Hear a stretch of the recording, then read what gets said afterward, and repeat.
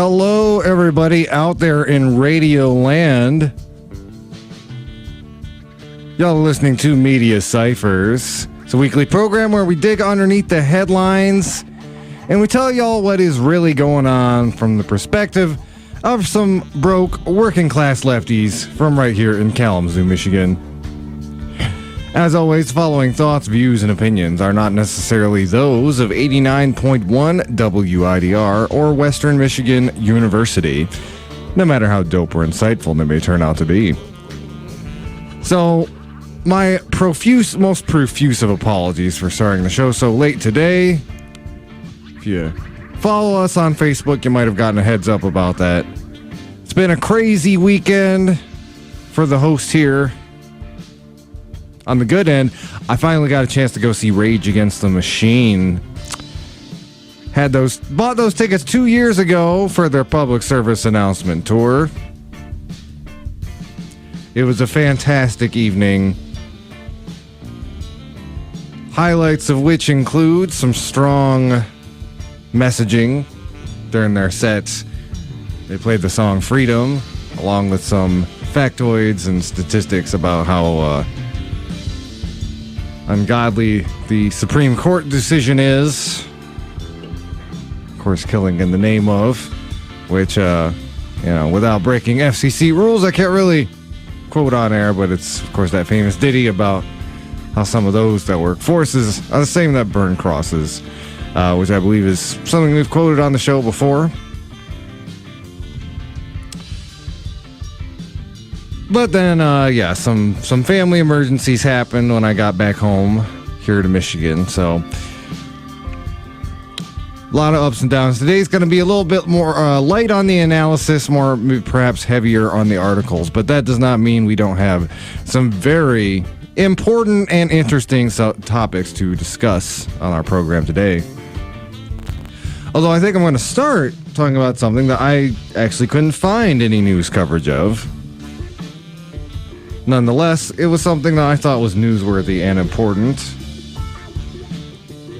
If you tuned into the most recent session, or you went in person to the most recent Kalamazoo City Commission meeting, it was a very interesting happening that did not really get any local press coverage, which is very unfortunate.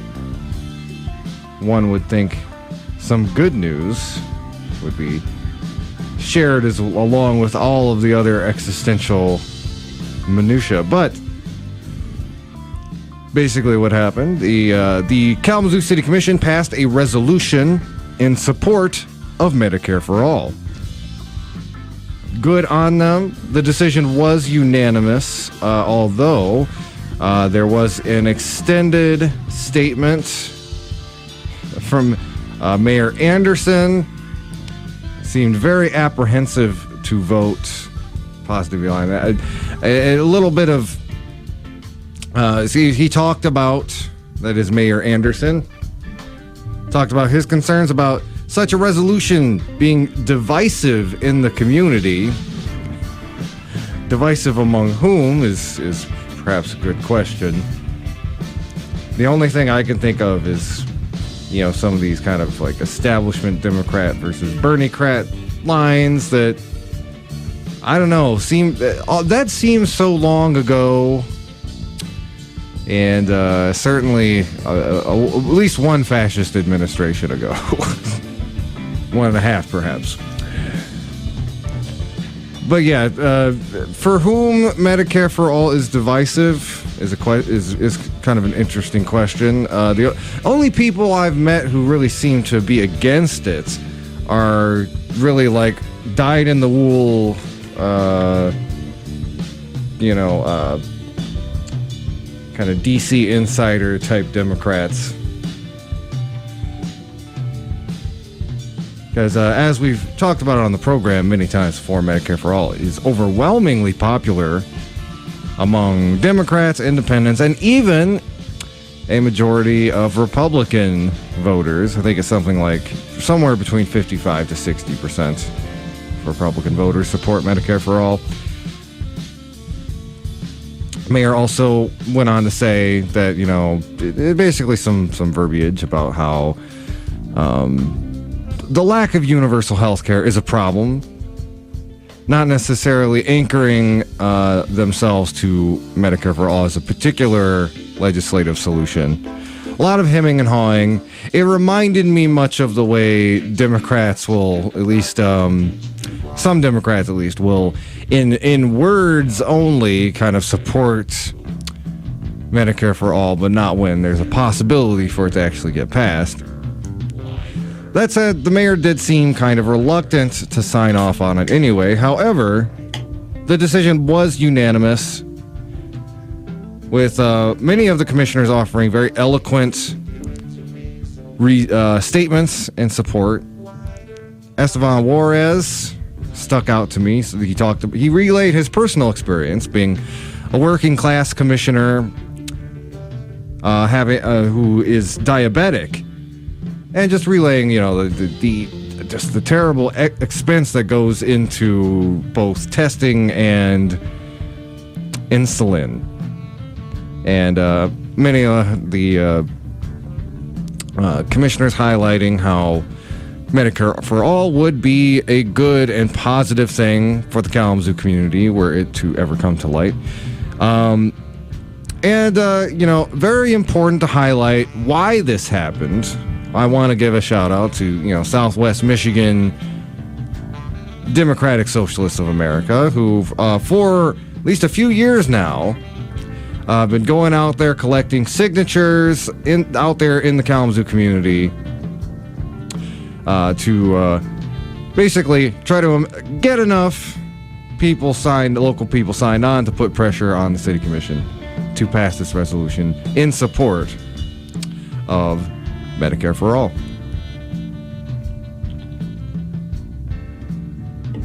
It is work that has borne fruits, and I do want to caution people getting too cynical or nihilistic about this stuff. What's that really going to do? So the city passed a resolution that says they support Medicare for All. So what? It's not going to pass tomorrow.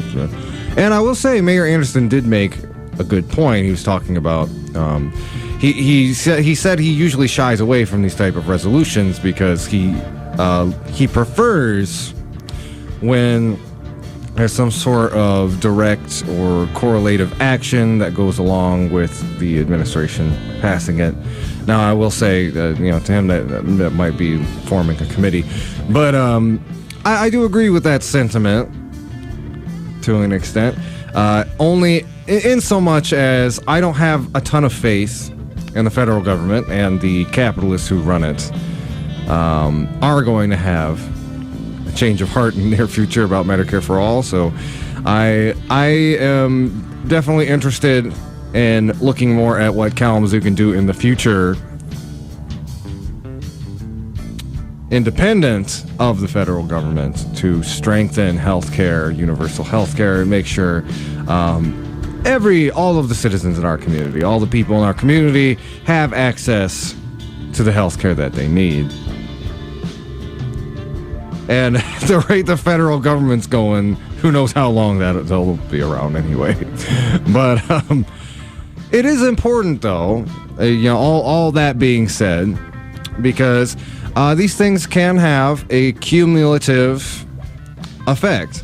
One thing that comes to mind, I supported a similar and is fighting for a similar sort of kind of commission resolution against Line 5 several years ago. We went to the city, we went to the county, got them both to back it, and over time, as more and more cities, more and more counties supported, and created their own resolutions against Line 5, it finally reached the top and, kind of nudged both Gretchen Whitmer and Dana Nessel in the right direction to take their own stance against Line 5. Of course, the corporation has been drawing it out as much as possible, but I don't want, people to naysay too much and say that there's things like this have no effect. That's not necessarily true. Granted, it is a small piece of a much larger fight as far as getting universal health care in this country, but it is a piece nonetheless, and just giving a shout out and our personal kudos to the Southwest Michigan DSA for putting some footwork into this and getting this resolution before the City Commission and passed. With that, I'm going to take just a quick little break. Again, y'all are listening to Media Cyphers only on 89.1 WIDR. We're online at widerfm.org. If you like the show, there's a couple ways you can check us out. We've got a Facebook page. We give you all the updates. You can find stories, articles, links to things we talk about on the show, as well as links to our podcast and YouTube episodes. And please check us out on YouTube as well. Usually end up uploading our episodes onto YouTube if anything that doesn't make the cut for the podcast, or just basically for archival purposes, making sure all that stuff gets uploaded. And then of course also check out our podcast. We take the best of our week in, week out radio material, put it together in a nice, easy, downloadable podcast that you can find on most streaming and podcasting apps. All right, we will be right back. Y'all listening to Media Cyphers only on 89.1 WIDR. Hello, everybody. We're back. This is Media Cyphers only on 89.1 WIDR. Or online at widerfm.org. So I got another quick local hit before we go into a really important statewide story that I thought was worth highlighting. But this is just a quick hit, and it's mostly just to give a shout out to the folks over at Urban Alliance who are doing some really good work trying to stem the tide of gun violence. This is from an article at News Channel 3. A Kalamazoo nonprofit is working to educate kids in the community about gun violence through summer camps. Urban Alliance welcomed kids 11 to 16 years old to the Tree of Life School on Monday for Life Camp. Organizers said with gun violence on the rise, they need to educate youth about the dangers of guns. Activities included making posters with messages against gun violence, writing letters of what they would say to a shooter, and paintball games to learn how to safely use guns recreationally. Campers also heard from speakers who have been on both sides of gun violence. Urban Alliance Youth and Family Coordinator Alejandro Rodriguez said gun violence is the norm in many Kalamazoo communities, so they want to get ahead of the issue. One way or another, they are going to get involved in gun violence, whether we educate them or the streets educate them, Rodriguez said. We decided to get in front of the streets and educate them so they know how to identify gun violence, how to identify someone who can illegally, and how to identify when someone is not handling a weapon correctly. There's one more life camp scheduled this summer for Tuesday, August 16th at Frederick Douglass Community Association on the Kalamazoo North Side. To register for the camp, you can sign up on the Urban Alliance website or call them at 269-348-0978. And just a little bit of commentary to go with that. I think, programs like this are critical. It kind of goes along with what we say on the show often. We keep us safe, which is to say the best way to prevent violence in our communities is community intervention. Of course, the number 111 is make sure communities have the resources that they don't have to live in precarity, because as we talked about on the show before, most urban crime is a direct result of poverty and lack of resources. So, but these community intervention programs have a very important role in, again, trying to stop gun violence at the street level. And it's been bad. Last couple of summers have been particularly noteworthy here in the city of Kalamazoo and nationwide, of course. But an uptick in gun violence from historically low levels. That's worth pointing out. We're still nowhere near the level of gun violence that was occurring in this country in the 70s and early 80s. But they have been spiking up, particularly here in Kalamazoo. Very recently, last week, there's a shooting in broad daylight over at Lacrone Park, which is very sad. It's a park like a lot of kids go play basketball and other stuff there. It's really alarming, and it is good to see that there are people in the community who are trying to do something about it. So again, our hats off to Urban Alliance for doing some very important gun violence intervention work right here in the Kalamazoo community.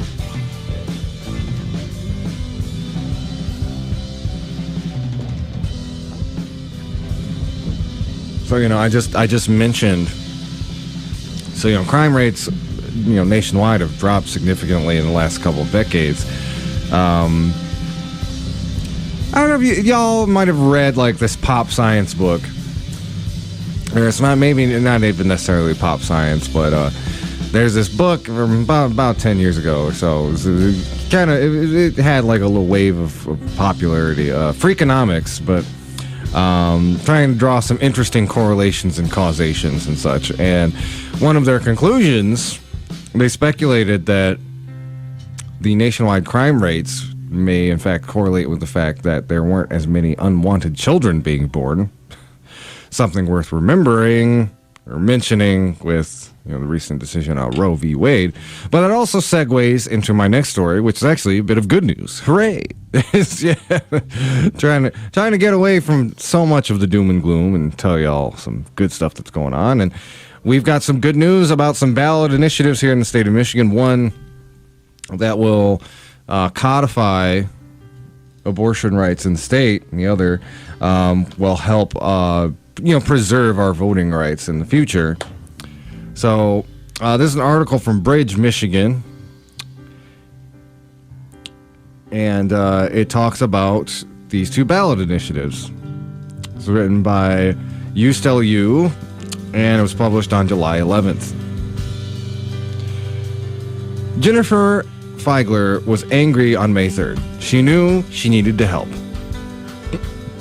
It was the day a leaked draft opinion revealed the U.S. Supreme Court intended to overturn Roe v. Wade, the 1973 landmark case that offered federal protection for abortion for nearly 50 years.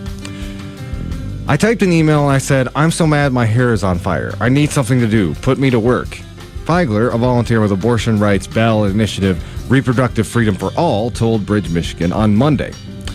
On Sunday, the resident of Gwynn in the Upper Peninsula drove 6 hours with her 4 kids and babysitter to Lansing to witness the campaign submit 753,759 signatures on Monday, the deadline for ballot measures to change the state constitution. The figure, well over the minimum of 450,059. That's almost double. For the folks listening at home, set a record for the most signatures submitted in state history. So yeah, not only it's good, so the good news, everybody, is the ballot initiative to protect abortion rights in Michigan is going to be on the November ballot. Not only that, but the actual petition itself got more signatures than any ballot measure in the history of the state of Michigan. That bodes very well for how it might do in a general election. Going on, Feigler alone shipped 4 batches of signatures to the campaign, with the largest one containing 220 pages of signatures, she said. The eagerness to sign from up north, rural and historically conservative, surprised her, she said. The UP was galvanized, she said. They were spurred into action, and I think that's a testament to how out of touch our legislators are with the people. Quick aside, this kind of reminds me of something I was talking to with my partner. Michigan definitely has some extremely conservative pockets. But if we try to think back to pre-Trump days, it was definitely more of a kind of militia/libertarian streak. Very much, I don't want the government to tell me what to do. And the evangelical strain, it does exist in Michigan, and in fact, one of their think tanks is here. Hillsdale College. But most rank-and-file conservatives in Michigan historically tend to weigh more on that kind of like independent anti-government, or really lean into that like anti-government libertarian mode rather than the evangelical one. So while, thinking about like the most conservative parts of Michigan, generating a lot of signatures for a petition might sound surprising to some, if you think through some of the more the nuances of Michigan politics and conservatism specifically, it's not too much of a surprise. Promote the Vote 2022, another constitutional amendment proposal that would allow early voting and ease access to elections, turned in 669,972 signatures on Monday. That's also pretty impressive.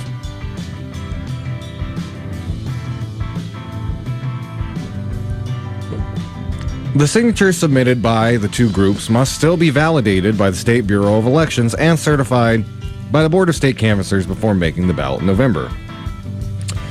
Michigan Right to Vote, another group pushing for similar constitutional amendment proposals, will aim to get the measures on to the 2024 ballot, spokesman Fred Green told Bridge, Michigan on Monday.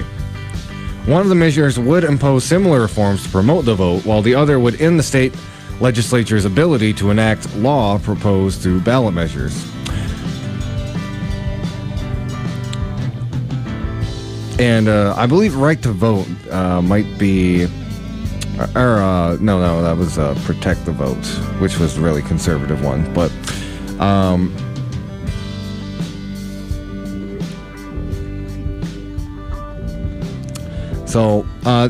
talk a little bit more about what these two ballots actually, or two ballot initiatives actually entail.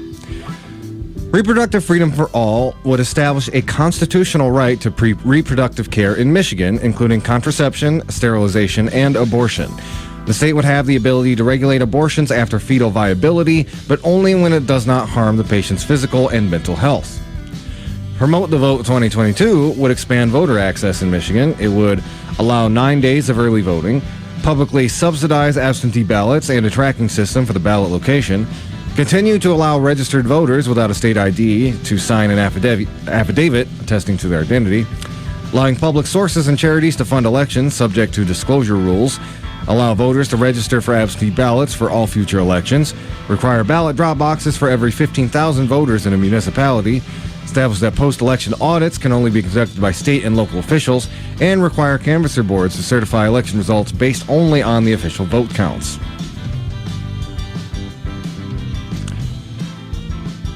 Talking a little bit about what's already on the November 8th ballot, the state legislature voted in May to place a constitutional amendment on the ballot to reform term limits and require some financial disclosures for lawmakers and other statewide elected officials.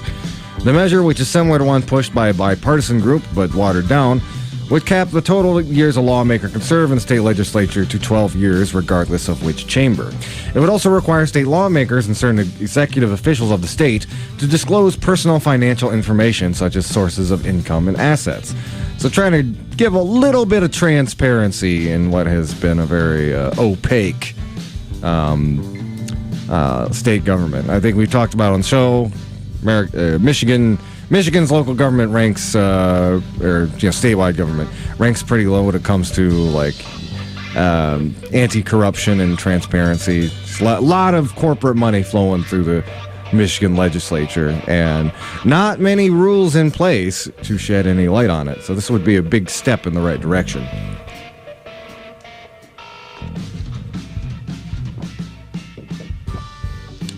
However, the original version was stronger. It would have required disclosure of assets, earned and unearned income, as well as gifts and payments officials received from anyone. The version going to voters would only require a description of those assets and sources of income and allow officials to only adhere to disclosure laws that apply to registered lobbyists. The State Bureau of Elections have until September 9th to review the signatures submitted Monday and certify the constitutional amendment initiatives as qualified for the November ballot, according to Tracy Wimmer, spokesperson for the office of Michigan Secretary of State Jocelyn Benson. If certified, the abortion rights and election initiatives would appear on the ballot. A simple majority of the voters, more than 50%, must vote in favor of the proposals for them to become law. If approved, the constitutional amendments would take effect 45 days after the election day. Steve Liddell, an attorney who works for the abortion rights campaign, told reporters on Monday. Both campaigns announced Monday they would shift the focus towards educating voters and encouraging them to vote yes in November. Jamie Lyons-Eddy, Deputy Director of Voting Rights Advocacy Group Voters Not Politicians, told reporters Monday the group will convert our signature collection force into a voter contact force and engage in door knocking and voter education. Secure Michigan Vote, a ballot proposal aiming to pass state laws to tighten election rules, failed to meet the June 1st deadline to submit the more than 340,000 signatures required. This was the more conservative, anti-voting legislation I was talking about earlier. The campaign vowed last month to keep collecting signatures until they meet the threshold. Campaign spokesperson Jamie Rowe did not respond to an inquiry Monday. Also, that's not how that works. If you're going to keep collecting signatures, you have to wait for the next election cycle. But anyway, Right to Life Michigan, the state's lead anti-choice group, is talking with our elections attorney and consultants about our next steps. Spokesperson Anna Visser told Bridge, Michigan on Monday.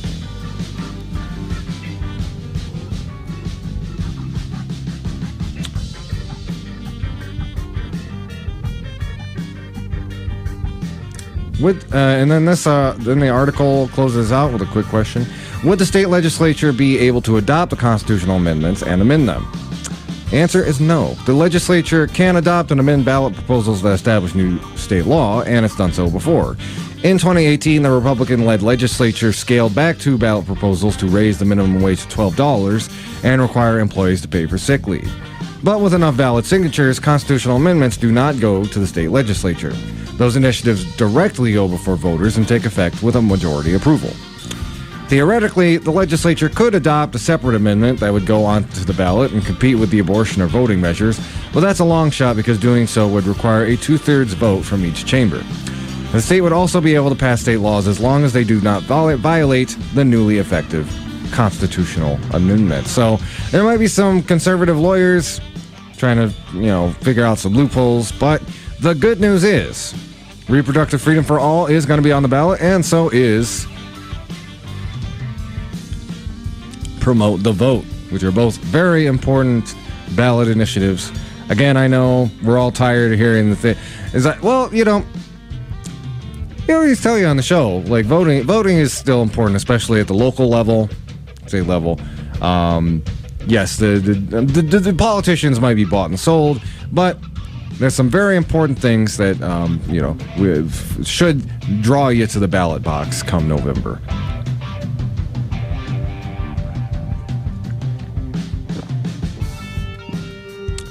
Y'all are listening to Media Cyphers only on 89.1 WIDR Kalamazoo.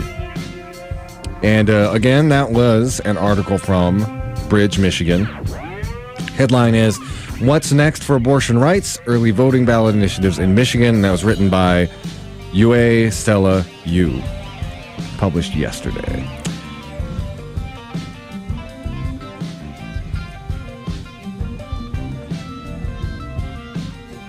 So I think the next thing, we are still on the topic of abortion rights, so want to talk about what the president is doing and also how corporate America, the capitalist class, the ruling class, are responding to the overturning of Roe v. Wade, and maybe just a little bit of the hypocrisy involved.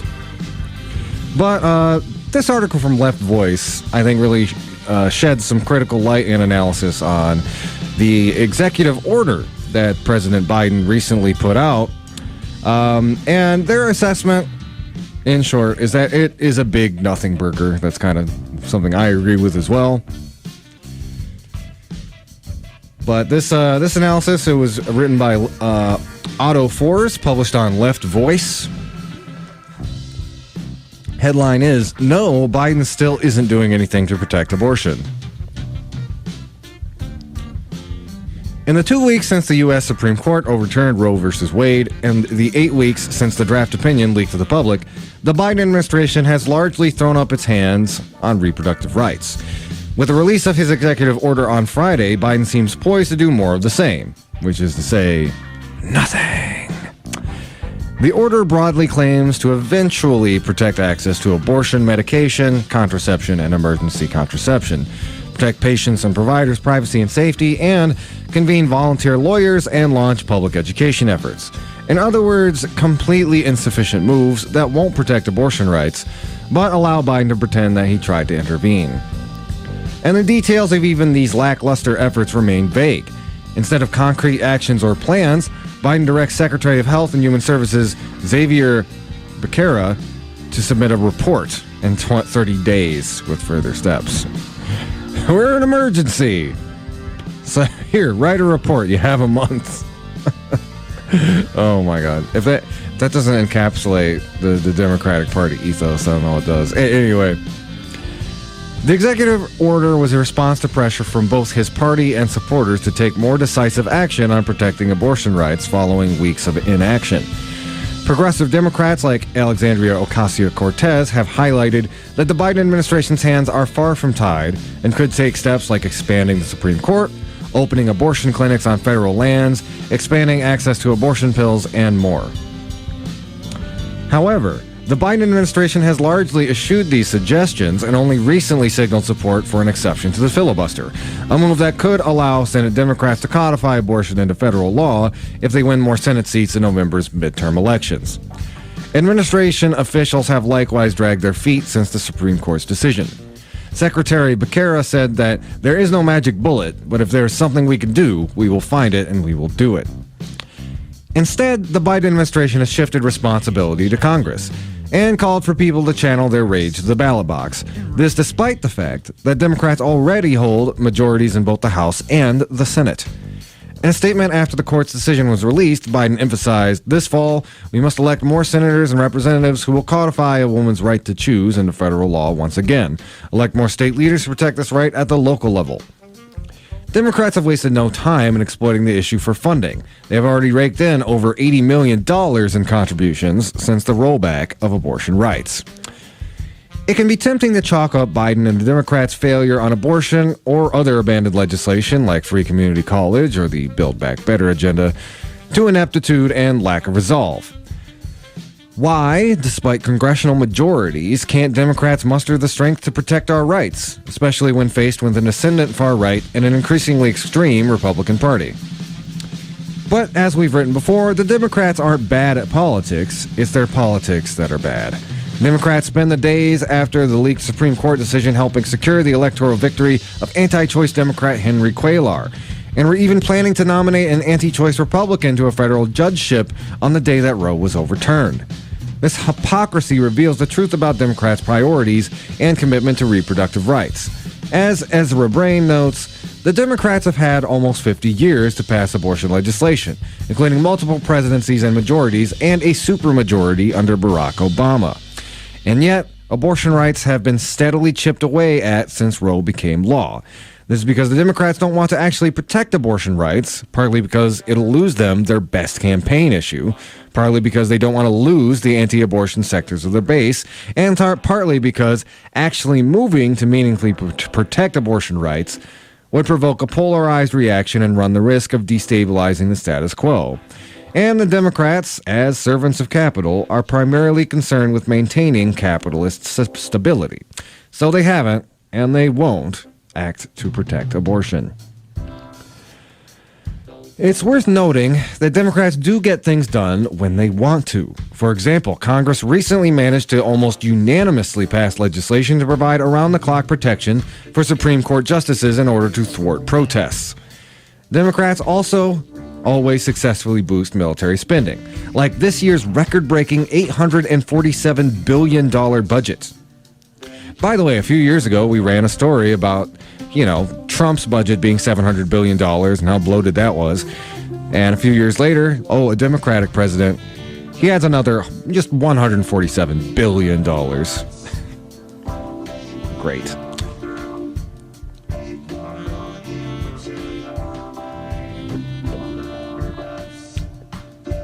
Historically, the Democratic Party, including Joe Biden, has also played a key role in policies which harm the working class and oppressed, from the disastrous welfare reform to the 1994 crime bill to the Hyde Amendment, which prevents federal funds from being used for abortion. While Biden and the Democrats may pretend that their hands are now tied when it comes to abortion, LGBTQ rights, and programs to help the working class and oppressed, there is ample political will and funding when it comes to shoring up capitalism and imperialism. The Democratic Party can never be trusted to secure our reproductive rights, and the way to protect abortion isn't by focusing our energies on ending the filibuster, ousting anti-choice Democrats, packing the court, or donating to local Democratic politicians. The only way to secure reproductive rights is to build an independent mass movement, taking the fight to the streets and to our workplaces. Recent protests have shown that there is plenty of energy and anger to fight for free, safe, and legal abortion on demand and without apology. It's time for us to harness it. And that was an article from Auto Force, published on Left Voice. Headline, No, Biden still isn't doing anything to protect abortion.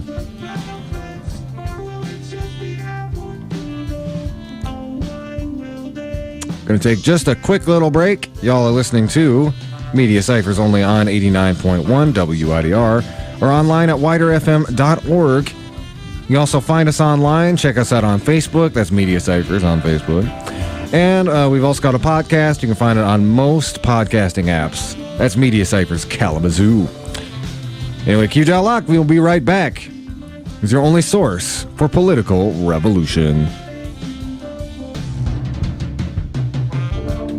Hello again, everybody out there in Radio Land. Y'all are listening to Electropop Therapy only on 89.1 WIDR. Next thing we want to talk about, a little bit of corporate hypocrisy when it comes to talking about the struggle to maintain abortion rights. This is an article from Truth Out. Headline is, Companies Offering Abortion Travel Benefits Donate to Anti-Abortion Politicians. It's kind of another one of those instances of companies trying to do performative activism while feeding in to fascism's bottom line.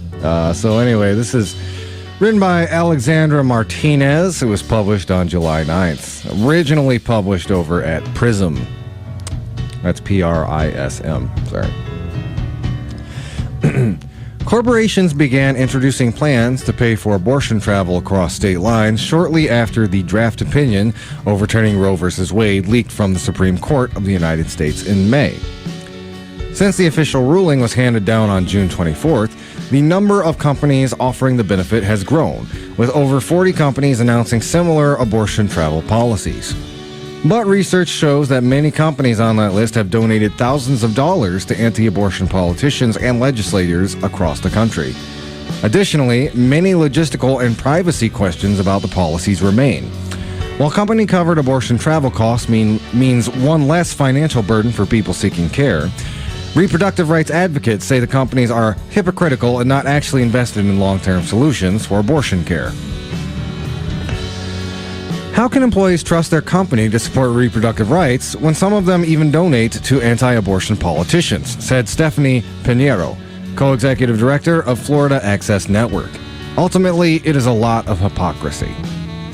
According to data from the Abortion and Justice Campaign, led by Floridians for Reproductive Freedom, between 2020 and 2022, dozens of Florida corporations gave millions in campaign contributions to anti-abortion lawmakers who voted for Florida's 15-week abortion ban, which was signed into law by Governor Ron DeSantis last month.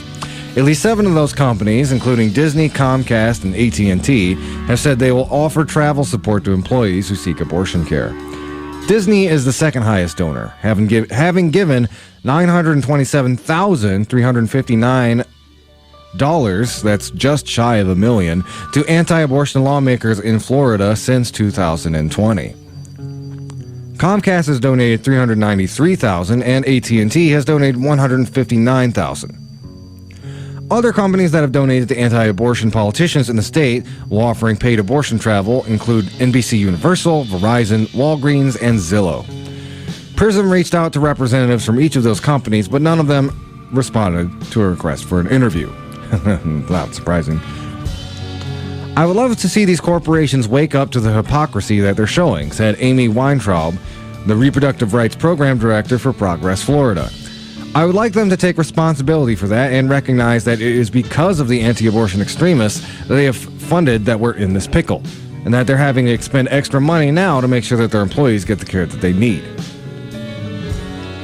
Outside of Florida, according to reporting from Business Insider, AT&T contributed about $1.2 million to politicians who backed abortion trigger laws across 13 states in the U.S. Bloomberg similarly reported that Amazon and Disney donated thousands of dollars to Republican political action committees and candidates. The abortion travel benefits come as several states banned abortions, with over 20 expected to follow suit. Since Texas's Senate Bill 8 went into effect last fall, abortion care providers in surrounding states, and even as far as Oregon, have reported a drastic increase in patients from Texas. Organizers have already seen this number rise since bans have begun across the South and other pockets of the country. The Guttmacher Institute estimated a potential 234% increase in people traveling to Oregon for abortion care now that the Supreme Court has officially overturned Roe v. Wade. According to Pinheiro, 15% of their clients have come to Florida from out of state in the past year. If corporations are really going to be supporting their employees getting an abortion, maybe that means connecting with an abortion fund or the national network of abortion funds to make sure that they are not allowing staff to perpetuate abortion stigma, Pinheiro said. I think there's a lot that corporations can do in this moment other than say that they're going to support but then fund anti-abortion politicians. Disney's family planning benefit would be extended to any worker who cannot access care where they live, including pregnancy-related decisions. The company employs 195,000 people worldwide, including about 80,000 in Florida. Dick's Sporting Goods, whose chairman has also donated thousands of dollars to Republican lawmakers, said the company would provide $4,000 in travel expense reimbursement and that the benefit will be offered to any teammate, spouse, or dependent enrolled in their medical plan. A spokesperson from Dick's said they are not speaking with media at this time. Abortion advocates have also raised concerns about the logistics of the policies, how the information will be disclosed, and whether they could eventually be reported to law enforcement. Companies have an opportunity to really show up for their workers, Pinheiro said, but that opportunity is only there if they're willing to protect the privacy of their staff who may need abortions. The way that abortion stigma is so deeply ingrained in our experience, offering to pay for people's abortions was not the solution. It was always the first step. Now they know they need to take a few steps back and think about how they're going to actually do that safely. At BuzzFeed, to ensure the abortion access policy process remains entirely confidential, the company has chosen not to use reimbursements, instead offers a stipend. This would ensure the entire process falls within the HR department as opposed to involving the finance department. Stipends are allowed to be used at the employee's discretion, and the entire process is treated as a confidential medical matter. Representatives from Disney, AT&T, and Comcast did not respond to requests for more details on the privacy protections, if any, of their policies. At DoorDash, which has announced a similar plan, a spokesperson said they will not be handling any reimbursements directly with employees, and instead will be relying on a third-party administrator to manage the policy under a health reimbursement arrangement. These third-party administrators are bound by federal HIPAA privacy laws and would protect against state overreach and withhold information from anyone who is not authorized to access transaction details. But the policy will not be available to independent contractors, including Dashers, the people laboring to deliver food to customers' doors. As of 2021, DoorDash employed approximately 8,600 employees, but by 2017 there were already over 100,000 Dashers across the U.S. and Canada. Pinheiro, who has been fighting for abortion access for the last decade, said she was shocked to hear that some companies provide these benefits given their notoriously bad treatment of workers. Other companies offering benefits, including Amazon and Starbucks, have been embroiled in ongoing union-busting efforts for over a year. I would have never imagined that companies would be coming out and doing this because of how poorly their workers are treated in the first place, Pinheiro said. The policies follow a national trend that began with the racial uprisings in 2020 when companies responded to historical, cultural moments by engaging in performative acts of solidarity, like posting a black square on Instagram. Advocates suggest the policies are thinly veiled attempts at capitalizing on the movement while garnering positive PR. It's about changing the culture of the way that companies are responding to historical moments, Pinheiro said. When the Black Lives Matter protests were happening 2 summers ago, companies felt like they needed to say that to protect their brand. But what is the actual meaning behind it? Pinheiro and Weintraub said they hope companies will take privacy concerns into consideration when implementing these new benefits, and in the meantime keep their money away from anti-abortion politicians and instead direct resources to candidates whose values align with theirs. Again, that was an article written by Alexandra Martinez from Prism, as well as July 9th. Headline was, Companies Offering Abortion Travel Benefits Donate to Anti-Abortion Politicians.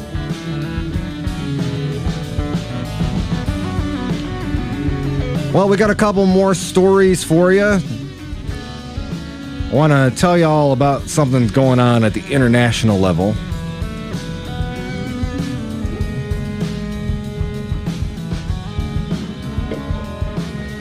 Y'all are listening to Media Cyphers only on 89.1 WIDR or online at widerfm.org, your only source for political revolution.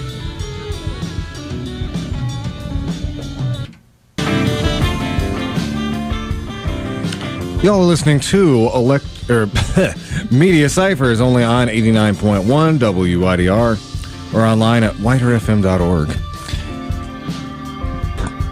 So, some interesting stuff going on in Sri Lanka, and I wanted to highlight it because it's just a good example of what people power can do when it is sufficiently agitated and organized. This is an article from Left Voice that really deep dives into what's going on there. Provides some good important lessons for all you revolutionaries out there. Headline, Sri Lanka, protesters storm presidential palace, forcing the president and prime minister to resign. It's written by Luigi Morris and Sue Mee, published on July 9th. Amid fuel shortages, rising inflation, militarization of cities, and proposals of further austerity measures to guarantee a deal with the International Monetary Fund, new protests broke out Saturday in Sri Lanka's capital, Colombo. Tens of thousands of protesters stormed President Gotabaya Rajapaksa's office and residence.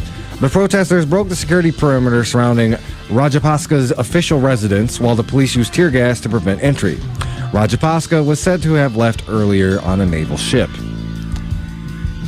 And it's fun. There's lots of these fun videos of the protesters enjoying Rajapaksa's opulent mansion, swimming in a swimming pool and stuff. Again, these are the poor working class folks of Sri Lanka doing so. It reminds me a little bit of, those old images of the October Revolution folks running around the Tsar's palace and stuff. And it's good chicken soup imagery for the working class soul. It really is. Anyway. In response to this escalation, Rajapaksa offered his resignation, as did the Prime Minister Ranil Sorry, some of these names are a little bit tongue twisting. Okay,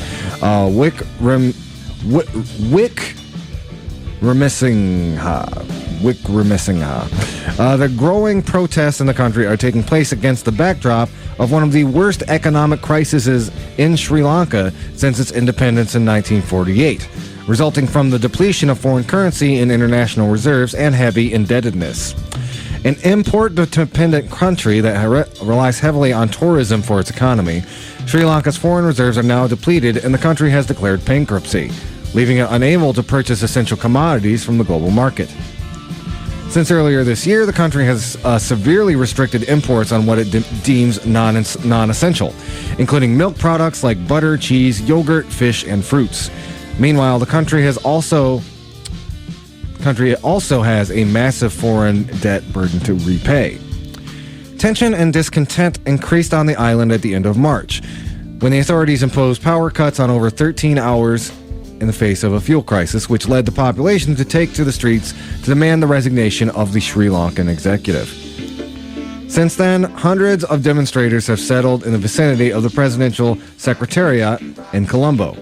Protests around the island nation have become commonplace and increasingly repressed, as the police and state forces have attempted to impose a crippling curfew with all its might. Meanwhile, the government has been trying to reach a bailout agreement with the International Monetary Fund behind the backs of the working class. This agreement would include drastic and far-reaching structural reforms like austerity in state expenditures, the elimination of the duopoly in the energy sector, and the end of import restrictions, the increase of indirect taxes, and the privatization or sale of state enterprises. It's like we've heard this one before, haven't we, folks? In anticipation of the bailout, the Rajapaksa government further devalued the currency, leading to higher inflation. The mobilizations are part of a deepening social and economic crisis across the globe. Supply chain disruptions and the war in Ukraine have increased inflation and food shortages, which have, in turn, provoked strikes in Europe and the United States, as well as rebellions in countries like Ecuador and Iran. Ukraine and Russia are important geopolitical allies for Sri Lanka, especially for tea exports and fuel imports. Amid the crisis, Sri Lanka's opposition parties have joined the calls and led the charge for the current government to resign. In reality, they pose no real solution for the working people of their country. The debate among the political caste over the question of the foreign debt is limited to whether to refinance or completely restructure the whole debt. Both those solutions only represent more misery for Sri Lankans, especially because they both mean more austerity measures that will further squeeze the working class. It is increasingly important for Sri Lanka's foreign debt and the debt of all countries affected by the IMF's imperialist exploitation and extortion to be canceled. To carve a real solution out of the crisis, it is urgent to break the agreement between the imperialist and national bourgeoisies. The working class should not pay a single cent for this crisis. That was written by Luigi Morris and Sue Me. You can find that article on Left Voice. Headline, Sri Lanka. Protesters storm presidential palace, forcing the president and prime minister to resign. I'm going to take a quick break. When we come back, I think I'm going to play a clip from Democracy Now!, giving y'all an update on the Palestinian-American journalist who was recently assassinated by an Israeli sniper, and how our government is responding to how that shook out.